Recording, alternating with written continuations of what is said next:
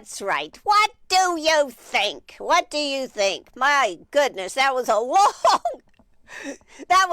State of the Union address last night. Woo! What an address. But overall, I think that it was actually Trump at his finest. And some people are going to say, yeah, braggadocious and all this other stuff. Yes. But you've got to give him credit for being a master of pulling different elements together to make for something that a lot of people question how he could sound not totally bragging all the time, although there certainly was enough in that. But how he could emphasize everything that he was able to emphasize, and how he was able to work with people to tell the story. I think, for example, bringing in the men's hockey team, oh my God, was such a stroke. All the different people. But when people are in that chamber saying USA, USA, you had to feel something right then and there. Now, of course, you know, at a lot of concerts, the kiss cam is the thing that everybody, or games, football games, etc., kiss cam is the big thing. Well, last night it was the politician's cam. That's what I'm going to call it, because I just think that as they peered out over the audience and zoned in on different ones, I will say Lindsey Graham was ready for his cameo. He was looking for that camera and took full advantage of it when it came on. Now, these are just the musings of Ann Eller. I know many of you probably did not stay up to watch it.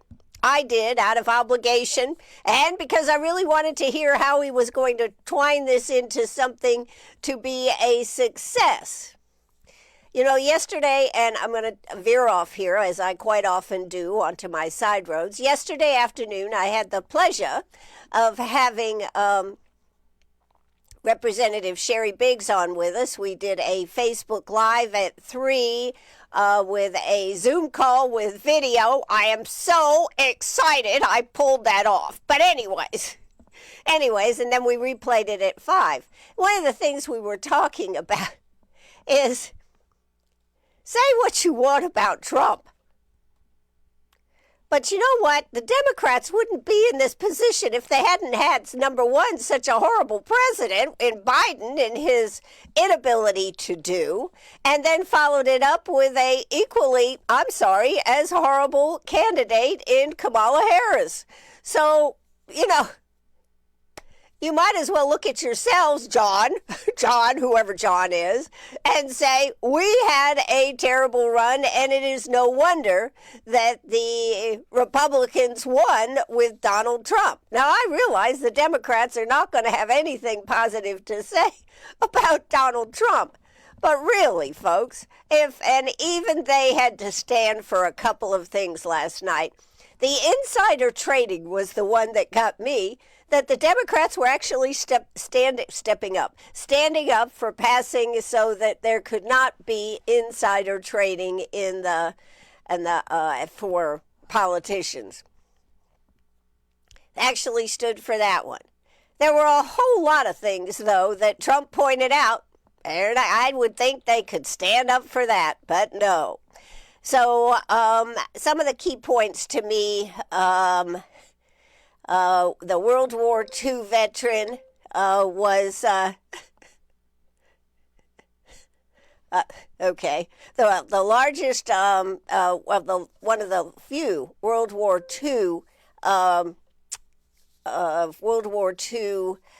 veterans was there. His birthday he will turn 100 on July 4th, 2026. How about that? I think that is pretty unbelievable. How about the I don't know what branch of the service or a representative, but the guy that got 164 girls to safety when when we had that flood there in Texas. He got the Medal of Heroism, I think it was, standing there with the first little girl who said that she thought she was going to die as the floodwaters came in, and then from out of nowhere came that helicopter down with him on it, and then they proceeded to rescue 164 children. I mean, you think about some of the exceptional things that people in our country do. And it is no wonder that we have so much exceptionalism. But I do think that Donald Trump last night is at his best when he is giving a speech about things that have been accomplished, but sharing the limelight with all of the people that were able to weave in there to tell the story.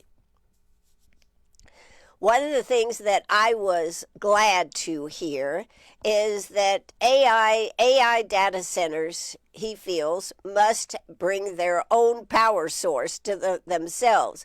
They cannot expect local governments to pay the tab, look for be coming up with the money. They have to be able to have their own power source for these AI data centers. I thought that was an important point last night, because that seems to be one of the issues every time we turn around. These data centers, these AI data centers, are looking at coming into areas, and yet it is the people who end up paying the price for these centers because of the power needs. So I thought that was pretty darn good. Stop the Insider Traders Act. That one even the Democrats stood up for. I'm going to give you some quick highlights of last night's speech. It is gone down now as the longest. I mean, we knew it was going to be long. Lord, it was really long. But it was very engaging. It was very engaging. And true to form, Al Green was escorted out. I don't know what his sign said, but anyways, he was pulling one of his usual things. He did it last year during the president's speech. He did it this year, and I understand he's been already primaried out of his seat. So I'm sure he was sitting there going, oh, what the heck? It doesn't matter. I'm just going to do whatever because I'm a butt and I can. I don't know. So that happened like in the first, I think, 3 or 4 minutes of the speech. What did he say? I've got all these notes here. Delilah Law, no driver's license to illegal aliens. They had a little girl who had been in a car that had been hit, by an illegal, was in a very bad crash. They didn't think the little girl would ever walk, talk, eat, anything, and there she was with her dad. She was alive. She was healthy. They said she still had some work to go, but she was doing fine, and she definitely was walking and talking and reacting. I thought one of the sweetest moments on that was her dad gave her a kiss on the cheek as he was holding her up and everybody was clapping. And then she turned to her dad's cheek and gave him a kiss. It was just a very sweet moment. It's the little things that, to me, that made that speech, what shall we say, good. It wasn't always the overall and everybody standing up and sitting down and standing up and sitting down. In truth, that speech would have been a lot shorter if we hadn't had to have the standing up and the sitting down. But, that's just part of it. That is the part of it. Of course, there was one. I was surprised how many members of the Democrats were there. I didn't think that the way they were talking there would be that many there, but there were a sizable, not everybody. But the one that surprised me was only 4 of the justices were there for the Supreme Court justices were there. Only 4 were there. And although President Trump did mention about the decision that they had made, he didn't really call them out. He just said, we've got a workaround and we'll be implementing that. So, and he shook all of their hands, So Donald Trump knows how to work an audience. He knows what makes, what shall we say, good TV, what makes for good, and he was on all cylinders last night. A couple of people made the comment that he looked a little tired. I think he did look a little tired, but then again, he was this was his moment, and he certainly took advantage of it. Did find out that Melania Trump, with her foster children program, that one of the children in that foster program actually goes to Furman University. Found that out last night through one of my sources. They were highlighting that program and all the work that she is doing to provide, really, I believe, scholarships for foster children to be able to go to college. And they highlighted a couple of them that were actually already in the program.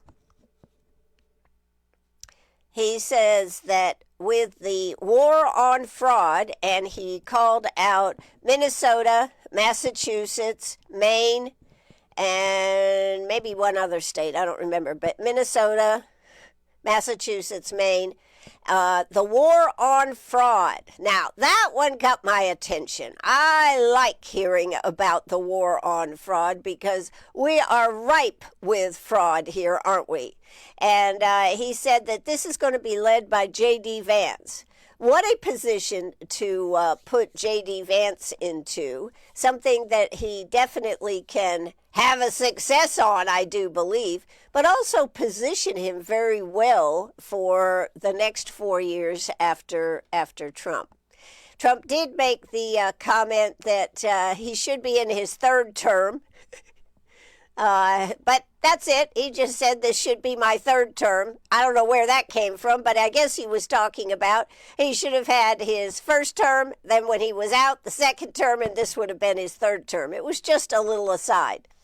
So Delilah's Law is going to be, that's the one, the little girl who was 5, who they said, no driver's license for illegal aliens.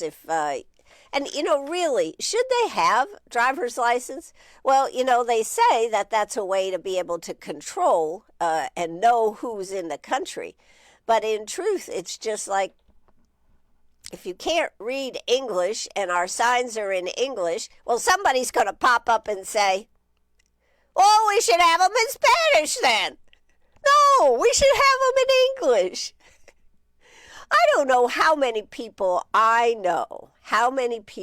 I know who became naturalized citizens of the United States of America, who knew English, but in order to pass their naturalization, had to take the test in English. And now, if I'm not mistaken, they offer it in Spanish or Farsi. So, what difference does it make? It makes a difference. English is our language. Of course, people can speak different languages. And I know how hard some of the people that I know. I had friends from Vietnam, and she really had to work so hard to make sure she could understand English and be able to pass the test. And you know what? It was a sense of pride when she did pass it. But she said, oh, it was so tough, Ann. But yes, but it was a sense of pride. And so speaking English, whether you speak another language at home, whether you always keep your language close to your heart, no problem. But we communicate in English. So I think that is a good one. The other thing that they talked about was the guy, Andrew, am I right?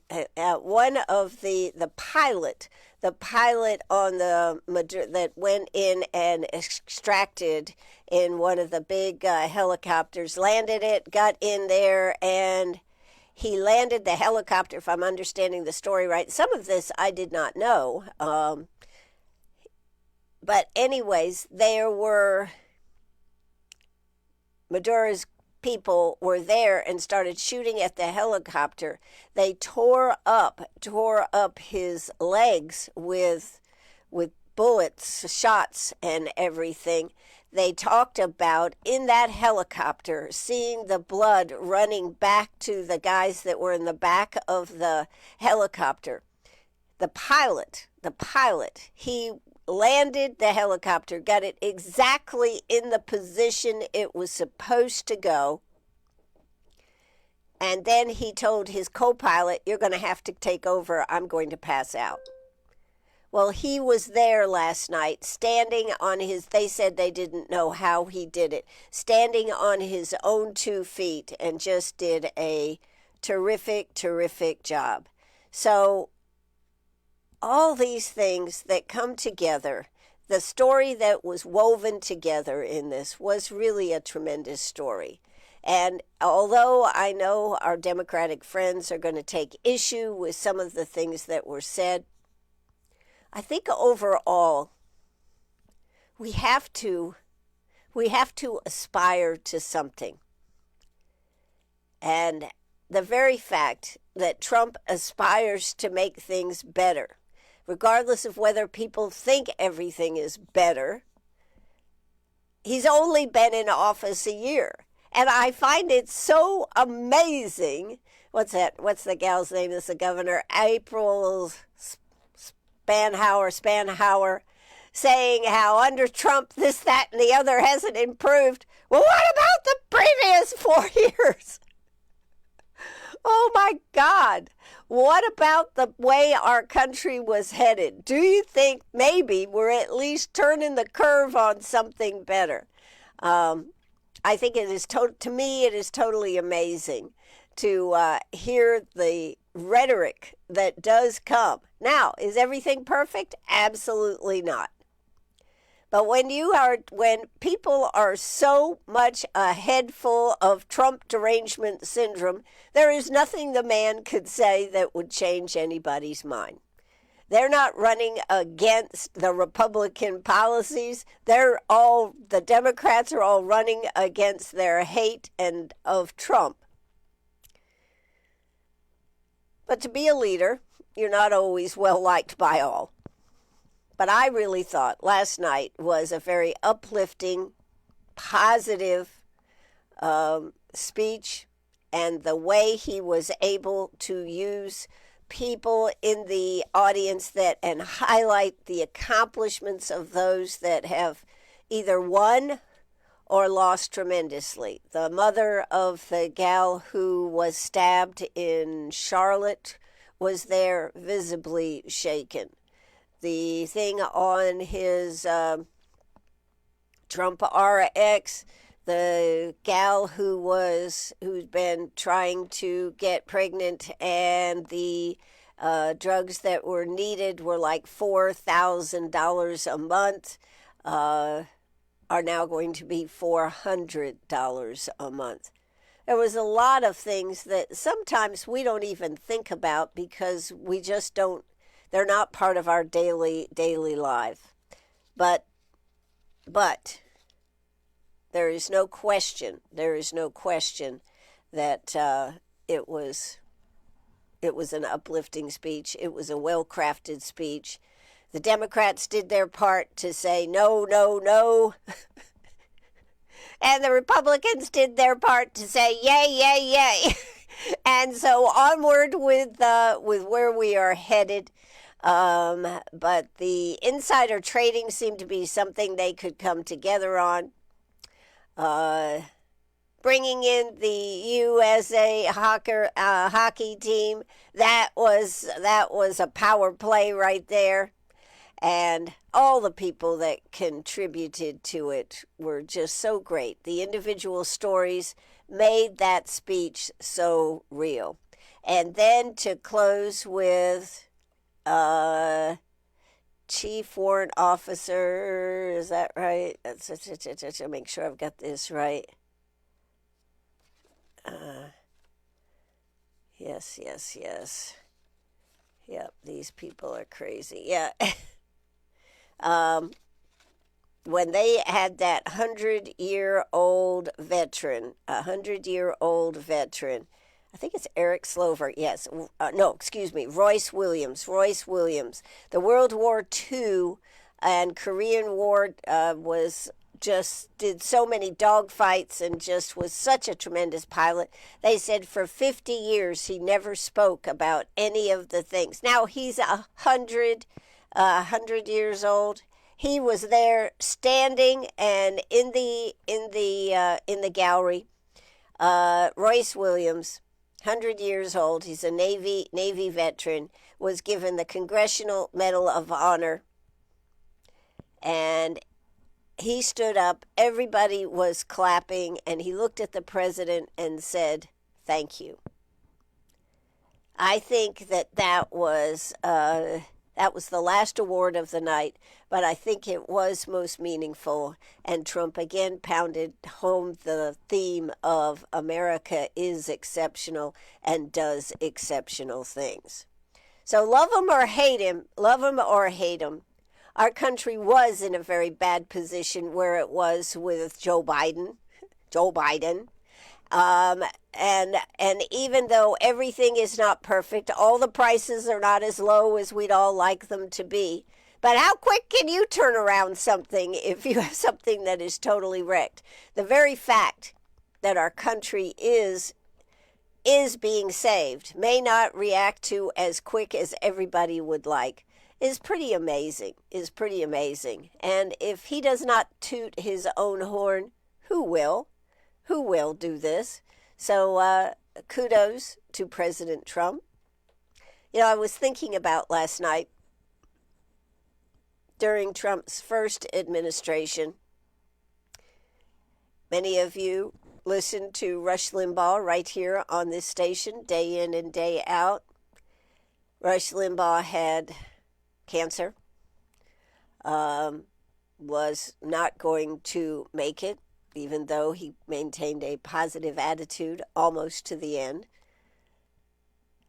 And I remember vividly him getting the Congressional Medal of Honor, I believe is what he was given. And what a moment that was. And still it was divided. There were those who thought that Rush Limbaugh should have not gotten it. But he did get it. And I just remember thinking what a tremendous accolade that was to Rush Limbaugh and all his years of trying to shine the light, show what was necessary and show the flaws and where the holes were in things in our country. So last night, Trump again did a masterful speech. He shined the light on those that have done exceptional things in our country. He also shined the light on the fact that the Democrats, I liked one of his comments, and it probably wasn't in the script. He looked over at him, and I don't remember which one it was because I think it was on a couple. He looked over and he goes, "Who wouldn't stand for this?" And kind of just looked over at him and just like tisk. Who wouldn't stand for this? This is something we can all get behind. And the Democrats are sitting there, hell no, not anything I'm going to get behind. Yep, there you go. So sometimes I think you just have to go on and just do what you need to do. I certainly think that a lot of people are looking forward to this year, where a lot of people were not looking forward to this, would not have been looking forward to this year. So, the award to Royce Williams was unbelievable. That was the Navy pilot who is 100 years old. That was the last one that he highlighted. I think Chief Warrant Officer Eric Slover got the Congressional Medal of Honor. I think, is that the one? Maybe, let me look here in my notes. I had so many notes that I was taking. Oh, and okay, this is the other one. Chief Warrant Officer Eric Slover. I did not realize this. This is one of the two officers that were shot down right outside the Jewish museum there in Washington, D.C. The one gal died. He was shot. Both of them were shot in the head. I knew both of them were shot in the head.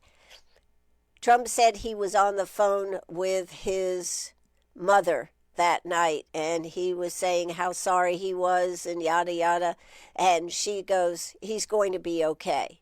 And he was just like, he thought she must be in shock. She doesn't realize what has happened. I think he was from West Virginia. And she kept saying, no, he's going to be okay. He's going to be okay. And he was like, wow, okay. Well, anyways, he was feared for the worst and how upset that she would be. And sure enough, even the doctors did not think he would survive. Sure enough, he survived. And the mother said, we are all praying here in whatever the town that he was from. And sure enough, he did recover, and he was there last night at that, and he also got a purple heart. So pretty cool. Pretty cool. The thing that gets me is that sometimes when we don't think that there are such great things happening, there is really tremendous energy and ability. And although this was just a small group of people that were highlighted, in our country, there are acts of this type of thing everywhere. So I hope the future is as bright as Trump says it is, that it is a golden age. I realize it's not going to be easy for any of this to come about, but if just a quarter of it comes about, we would be so much better off than we were under Joe Biden. Joe Biden. I've got some of my songs. I think we have forgotten how bad things were. And although things are not perfect where we'd like to be, like back in the 50s, I don't know, I'm just throwing out an age. We're not going back that far for prices and everything. You have to take from whence you were and then go forward. All right, so, April Spanhauer said, is the president working for you? That was her mantra all the way through. And, of course, she was able to weave quite a story.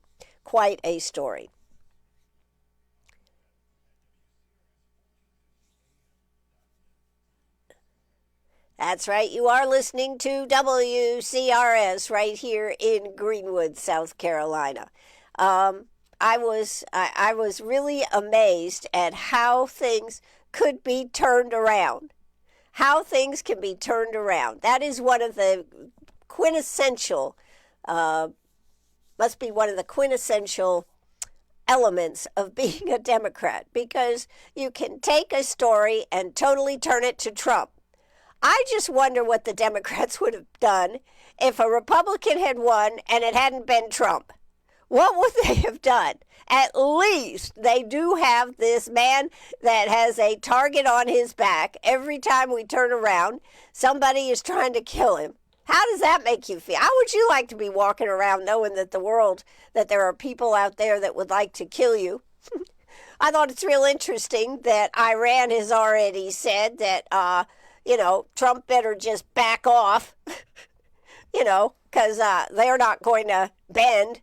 Well, that's not going to work out very well for him. Anyways, we'll see.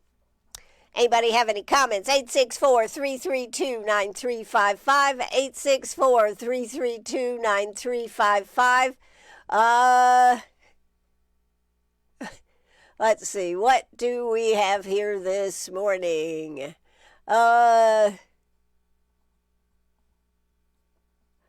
Well, one of my chief texters here said his biggest problem is he is out of touch with normal people. He has no idea what a $1,000 power bill is. He's probably never written a check for a power bill. He's probably never pumped gas, and $1,000 to him is pocket change. And to that, I would say you're probably absolutely right. Except I take issue with the fact his biggest problem is he's out of touch with normal people. Anytime I have seen Trump with, quote, normal people, he's always showed a lot of grace. He's always, in my opinion, and of course these are my opinions, he's always showed empathy. And I think one needs to realize when you are the big cheese, you are the big cheese, okay? But the ability to show empathy and caring and to really try to do things for the people. I mean, he didn't have to do Trump accounts. Just for every baby born in the U.S. during his 4-year term, $1,000 thing. He didn't have to do that. He didn't have to worry about what the interest rates were. Sure, it benefits the rich, but it also benefits, quote, the normal people. I don't really think that we can say that a $1,000 power bill is his fault. He is working, and we have to know, it's just like in so many other things. It's just like, how much power does the governor of South Carolina have? Who really has the power? Well, the House and the Senate actually have more power than our governor here in South Carolina. So how much power does the president have? Is not each state responsible for what is happening on those type of issues? He's probably never written a check, probably not. He's probably never pumped gas. Oh, he may or may not have when he was in college, but then again, when he was in high school and college, guess what? The gas got pumped for you. You know what? I like that. I'm sorry that I have to pump my own gas. I don't mind it, but I used to like driving into a gas station and the guys run out and they'd clean your windshield and they'd check your oil, check your tire power, check your air pressure and all this kind of stuff and pump your gas, and it was 25 or 30 cents a gallon. I'd like to be able to say I don't have to pump gas. Yeah, but I do. But I have never seen Trump truly disrespect those in need. After all, look what he did with Tim Scott in his, what are they called? I want to say power zones, but that's not the right term. Giving people in the inner cities and some of these areas the tools to be able to get the jobs that they need. I truly think that Trump does care about the people. It's just, in a lot of ways, I'm not sure he's actually allowed to be part of the people because of the position that he's in. So, opportunity zones. There you go. The opportunity zones. That's what I was trying to think of. The opportunity zones that he did with Tim Scott in his first term. So when we look at Donald Trump as an entity, I think that although the dollars at his end are much bigger than the dollars at yours and my end, I think he does care about people, and he does care about all people. Otherwise, he wouldn't have done tried to do and has done some of the things that he has done in their favor. So I appreciate the comments from my Supremo texter. And maybe it's just the fact that when Trump gets off script, he just can be pretty obnoxious. I agree. Some of the things he says, you just have to shake your head sometimes. But does not, the things that he is working towards, the things that he has put out there, getting rid of fraud in Minnesota, Massachusetts, and my home state of Maine, wouldn't that be tremendous? He says you could balance the budget with the amount of money that is in the fraud for those states. Although Omar Ilya was sitting there with her hijab on and saying and yelling at him.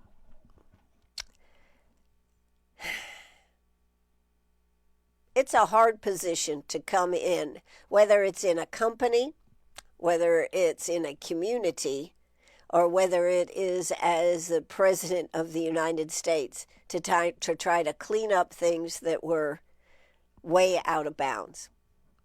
So truthfully, I salute President Trump. I'm not always going to agree with everything he does, everything he says, some of the gaffes that he makes out there.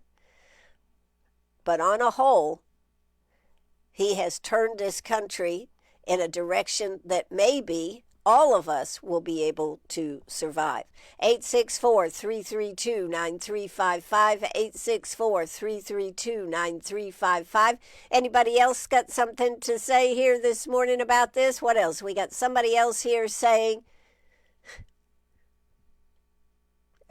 well, they said, I guess I'll put it this way. Darn, Ann, I didn't get that much out of that speech last night. Well, that's why you have me, doing my job. I'll have you know, I was so tired last night. I'll just go ahead and say this. This is the most embarrassing thing that has happened to me. One of my friends called me, and she was talking on, and I had been taking a little rest before I got myself ready for this speech because I knew it was going to be long, and I knew it was going to be powerful. Penny and I were laying on the bed last night, and I was just taking a little snooze. She called, and I said, oh, I better answer it. So I answered it. I get a text from her afterwards. Said, Ann, are you all right? What did she say? I'm just going to tell you, commitment here. That's what I have. What did she say last night? Ann, I'm really, where is it? Where is it? Here you go. Hopefully you just fell asleep when I was talking from being so tired. I couldn't get you to answer me. Hope you are just tired and nothing's wrong. Sleep well. Talk again tomorrow. I woke up. I was like, oh, my God. I fell asleep talking to her. That is pretty darn bad, Ann. I was so tired. I had such a great day yesterday with my accomplishments. To all of you, it may have just looked like, well, it's just normal. But doing the show with the video with Sherry Biggs, that was pretty big for me. I have wanted to do live video with a Zoom call and do it on live Facebook, and here I have Sherry Biggs, Representative Sherry Biggs, and she's my guinea pig for this, and it worked, and I was just totally over amazed that I actually did that. So, anyways.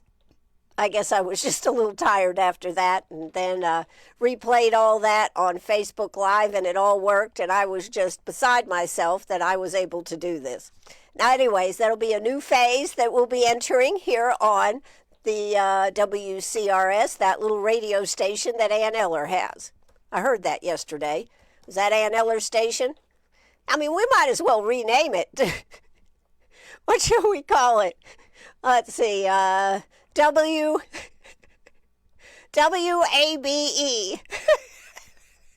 Why have WCRS? We might as well call it WABE. Ann B. Eller Station. Yes, what do those ABE stands for? Ann B. Eller. Ha, ha, ha.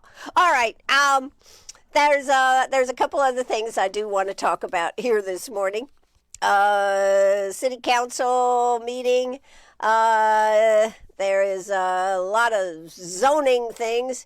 It seems like zoning has taken over everything that the that the folks are dealing with.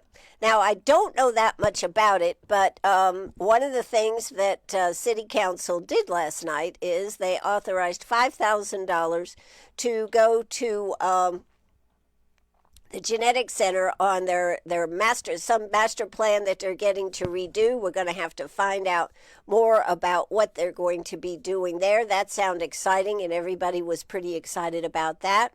That was pretty cool. What else? What else? There's some zoning stuff that looks like it could be interesting. And of course, what happens to places that are in a historical section overlay but are falling down? I think that was one of the biggest discussions that were going on last night. They entered into some relationship with a firm for the next 4 months. I've got to do a little digging and find out what that is about. They did that after coming out of executive session.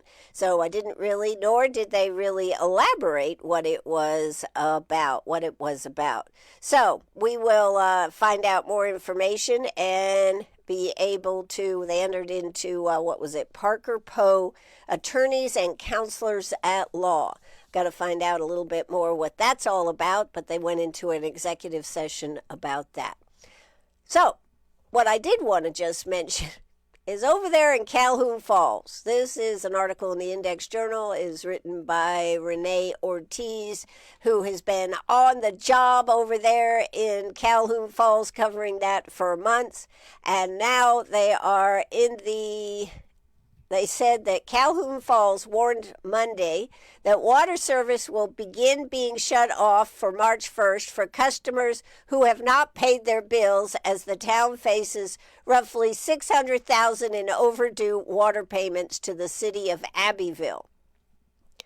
Well, how many people have not been paying water bills, and why would March 1st be the time when you'd start? Wouldn't you have been cutting them off all along? But I guess while they were in this time of flux, they just did not. But I remember a lot of this. A lot of people actually, from what I remember, had been paying their bills. But, of course, the town of Calhoun Falls had not been paying where their water comes from, which is from Abbeville. So Mayor Viggo Lassen said the town has not made a full wholesale water payment since September of 2024. That means all last year, because we're in 2026. In 2025, they did not make any payments. We owe $600,000 for the water bill that hasn't been paid. If we don't get water bills paid, this is what happens.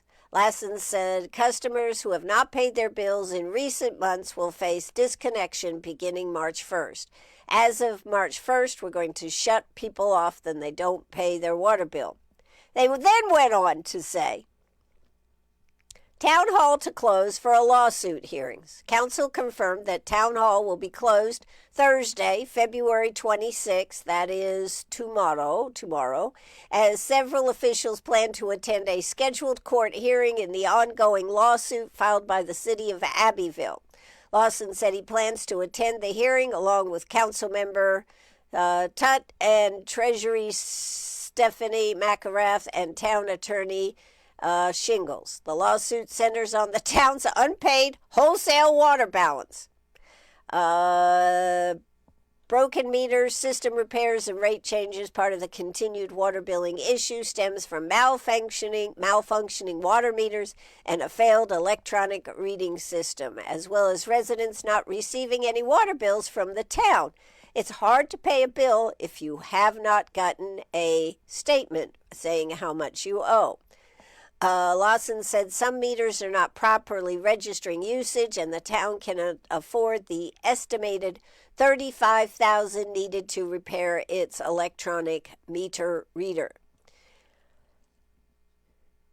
This is again why the mayoral government does not work. I mean, I don't know. I know of just in our area any of the towns that are run by the mayor, who also is the administrator, do not seem to be in as good a shape as a town such as Greenwood, city of Greenwood, that is able to have a city administrator and a council. Although it costs more, it does create for a much better flow of information, because the mayor is not usually somebody who maybe is a book person, somebody that works with preciseness and figures. But I digress. But this Calhoun Falls is one of the extreme examples. They said they have limited financial balances show limited reserve. During a financial report, the current account balances: general fund, $6,311.82. A utility fund of $40,565 and some change. Court bonds, $19,050.23. The payroll account has $1,315.20. Going forward, can we have a copy of all financials so we can see what y'all see? He asked after the totals were read. The graph continued by stating $15,000 had recently been paid to the city of Abbeville, and another $15,000 to Dominion Energy. An additional $9,000 was distributed amongst multiple vendors. Basically, there's very little left after all the checks clear. So they are in very, very bad shape. I don't know how this is all going to turn out, but Thursday, they will be in court with a lawsuit from the city of Abbeville on being owed $600,000. On the flip side of this, part of the problem is a lot of people had paid their bills and the money had not been given to, or checks had not been written to Abbeville, because in the last year, since September of 2024, no monies had been paid on the water bill, which is why it's $600,000. This could be catastrophic. All right. I just wanted to bring that up. That's an ongoing story over there. This afternoon on Meet Me at the Diner, you gotta tune in. We're gonna knock it out of the park again. We're going to have E.G. Kite on with us. She is calling in. I believe she's in right now. She must be in Chattanooga, I think her agent told me. She is going to be on. She and her band have been here, for the past 2 years at the Blues Cruise Festival of Discovery. She is, as of this moment, she is not going to be here for this, but if you haven't heard her, or if you have heard her and would like to hear her again, she is the blues for Bourbon, Blues, and Boots. She is going to be here for that at the Inn on the Square. That is a fantastic event brought to you by Greenwood Performing Arts, and that is on March 12th. So, if you'd like to get tickets for that, you can get them now. Just go to greenwoodperformingarts.org and order your tickets. You can also get your tickets at the Art Center for that event. Now, there are not a lot of tickets available for that, so if you'd like to go, you need to go ahead and get your tickets. But she will be on the air with us for about 20 minutes this afternoon. And then we're going to be tasting bourbon this afternoon right here on WCRS. Well, I don't think I'll be tasting any bourbon. But anyways, Wesley Timmerman and one of his friends is going to be here, and they're going to be talking bourbon. So if you've always wanted to know more about bourbon, then you need to tune in. Do you know there are bottles of bourbon that sell for $10,000 and up? Do you know Wesley Timmerman actually has some of those? Well, that's why I'm telling you. You gotta tune in this afternoon. It's going to be great. They are doing the bourbon tasting at the event on March 12th. Bourbon, Blues, and Boots. So please make sure that you tune in. That'll be from 5 to 6, live on Facebook, live on the radio. And yes, if you don't get to hear it, the podcast will be right there on Facebook and will then go right up there on our website, so you'll be able to go back and watch it anytime you want. WCRS 1450 AM.net. Benny is right here. You want to come up here and say hello? No, I want to have my dinner. Okay. All right, we're going to get Penny her breakfast, commonly called dinner to her. One word covers it all. And I'm going to say adieu, and I'm going to go have a latte and a biscotti, and I'm going to get on with my day. I hope you all have a fantastic day.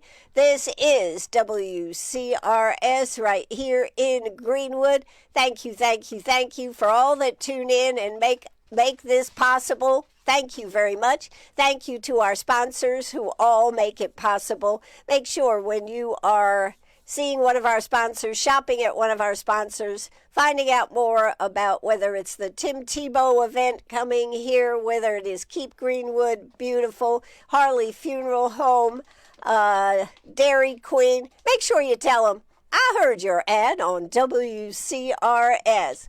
Everybody have a great day. Let's cue the music. Cue the music. She goes, Penny's sitting here going, it is about time. Let's cue the music. Drop the curtain. Y'all have a great day. That'll do it for WCRS Radio.